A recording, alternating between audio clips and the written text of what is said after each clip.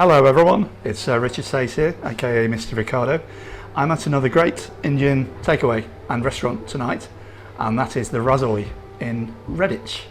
I'm delighted to be here with Chef Nasim Rubin Ahmed, who's invited me into the kitchens. I'm very grateful for that, and we're going to do some cooking. And the first thing we're going to do is a chicken Tikka Dhansak. So over to you, Rubin. Thank you very much. So we're going to get the pan on. Bit of low heat. Vegetable oil. Bit of oil. Not much. You don't use much oil. No, I tend not to use a lot if I can. Okay. Just to make sure that the pan. Okay. Bit of garlic and ginger paste. Okay. And castleditch methi. Yep. Just a little bit more than a spoonful. So you've diluted the ginger and garlic paste a little bit. Diluted it, yeah. I see. It helps it not to burn. I presume it sort of gives you some safety. It does. And some kasuri methi, dried fenugreek leaves. Flavour in that one. Yep.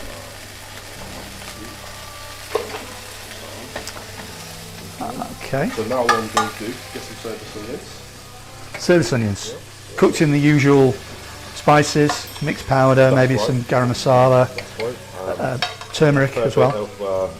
Tomato puree. Yep, tomato puree. A dash of the Patak Balti paste, Yep. which I've diluted down as well. Yep, Patak Balti paste diluted with water. Cool. Not going to mix that just yet. I'm going to add a little bit of mixed powder. Yep. Okay. And chili powder as well. So you're saying on your mixed powder you use coriander, cumin, madras curry powder and a bit of garam masala. That's right. That's right. No paprika. No paprika. So now I'm going to mix the powders in first. This is already watered down, so I'm not too bothered by that section. Yep. So this is how I like to do it. Just I see. So you can fry the spices in the oil. Especially when it's a hot curry. I don't want the overpowering fragrance of the chili powder. Yep. And I'm just going to water that down a little bit. Yep. I see. And it gives it a bit more time to cook. That's right. I see. And I suppose if you did mix it all together initially, it's not going to cook quite as well. It won't cook quite as well, and depending on the quality of the chili powder, sometimes you get that intense sort of zing from it, you know. Harshness. Yeah. And I think, especially a curry like a Dhansak or a pathia, you want the flavour to be nice, smooth, and a little bit of heat afterwards. I see. Okay. So that's that one. We haven't added the sweetener just yet. In a separate pan, Yep. a little bit of oil just to water it down. Yep. A little bit of the water gravy base, just a little. Okay. And I'll quickly explain that actually. Rubin uses two base gravies which are very, very similar. One is a lot more water in it than the other. This is his main one he uses for curries, and it's got the usual types of things in it, including onions, carrots, and what was the other thing, Rubin? The other vegetable, peppers, yep, and garlic, ginger, mixed powder, and so forth. And the other one is simpler. It's got less things in it, but it's more watery.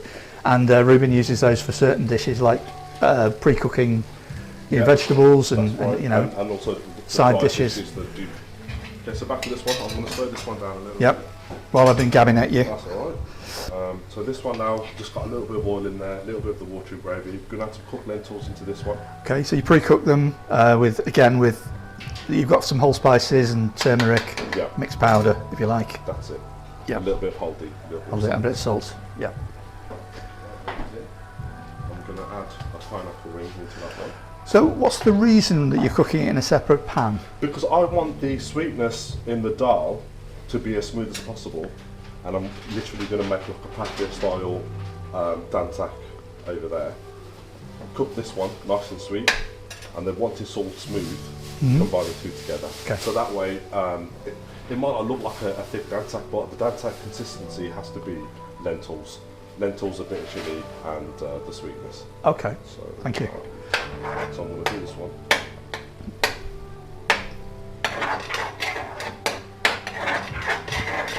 Would you use this level of flame on when you're cooking normally, or are you slowing it down as well for me? I'm slowing it down. Oh, I see. Yeah. Otherwise, you'd be on a much higher flame. Yeah. So just less than a normal spoon worth. Okay. Yep. I'm just going to get the chicken tikka. Yeah. Add a little bit.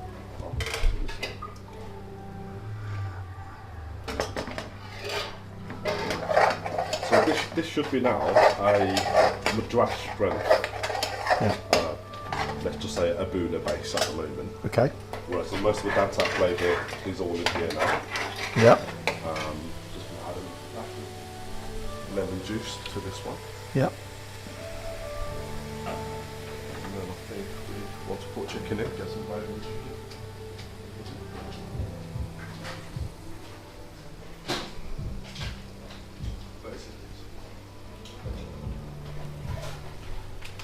So in goes the chicken tikka. Okay. Looking good. And you quite often reheat the chicken tikka slightly in the microwave. I do reheat. And that really does soften things up, doesn't it? I especially when the chicken tikka is going in a curry with some sauce, I like to warm it up so that the chicken sucked up and the sauce will get absorbed into the flavour of the curry.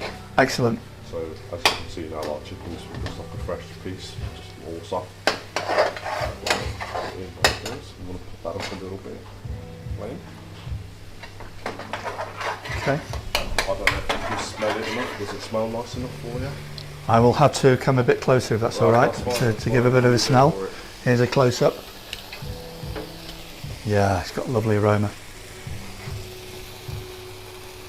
And that smells incredible as well. So I'm just going to water this one down. Yep. This is ready to go. So this will now go in. So you used the watered down base gravy for that one. Is that because you've got, well, why is that? That's because I've got lentils, which will easily, if you look at the centre of the pan now, it's quite thick already. Once we start mixing it all, I see. It'll just get thicker and thicker. I see. So that's the only reason why. I see. It will allow the lentils to smoother out as well. Yep. I think in about a minute or so, Yep. probably won't be able to see all of the lentils. That looks absolutely fantastic and it smells amazing.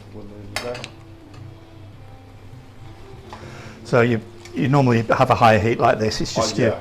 These are one of the low burner ones. The further along the range we go, the more higher the flames get. I see. So what I normally would do is start it off low here, move them along. If need be, we'll fire these on, take this to the back. Okay. Just do the whole range. Nice. It amazes me how you can cook like 10 curries at once. It really does. I think it's a very, very honed skill. You must have years of experience to learn that.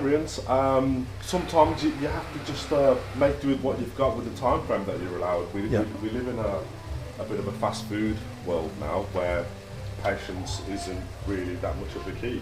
Right. So it's remembering what you've got, what you've added. How can you do it? If I had 2 Dhansaks to do now, one was hot, one was mild. Yep. I would have just done 2 mild Dhansaks on this one. Yep. And the sauce that we made earlier, I just would have made a hotter version. So if I'm busy, I'll take the mild one out and then add the hot sauce into the already warm chicken to make the 2. Whereas if I'm quiet, I'll take my time, make the 2 separately. Yep. So cool. It's how you got to really Great. get it all done. So I think this is ready. I'm just going to blast a little bit of coriander on it. I'm Okay. a key fan of putting coriander in the containers.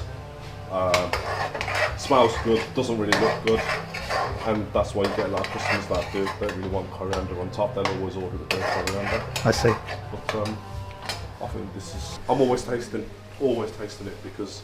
Do you find when you're in a cooking environment and you've got all the smells and everything, you can't really taste it properly as though a customer would? I do, and that's why I like to get my colleagues around me to taste stuff as well. I see. Sometimes you can taste the Madras or they do. Last night I cooked a naga and I had the naga taste in my mouth.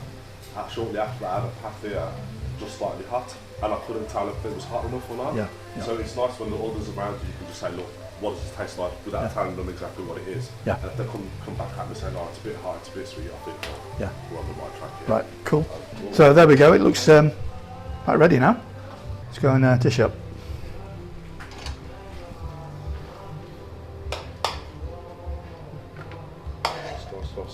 I'll do it for the customer. I've not done anything different to what I would have normally do. Right, I see. Wow. with it being chicken tikka, it's really important that all the chicken pieces are covered, Yeah. especially in the container. Just out of interest, why do you say it needs to be covered? Is it to stop it drying out, or Stop it drying out. Stop it drying out. Okay. Every so often, chefs would leave 1 or 2 pieces exposed because the service staff would know if that's a chicken version, chicken tikka, or normal chicken, or I see. not. I see. But what would happen, because it's already been grilled Yeah. beforehand, you don't want it to be dry. I suppose especially if you're serving it open on a plate.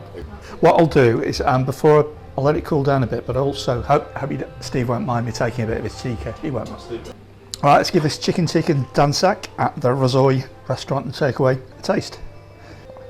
Look at that. Oh yes, yes, yes, yes.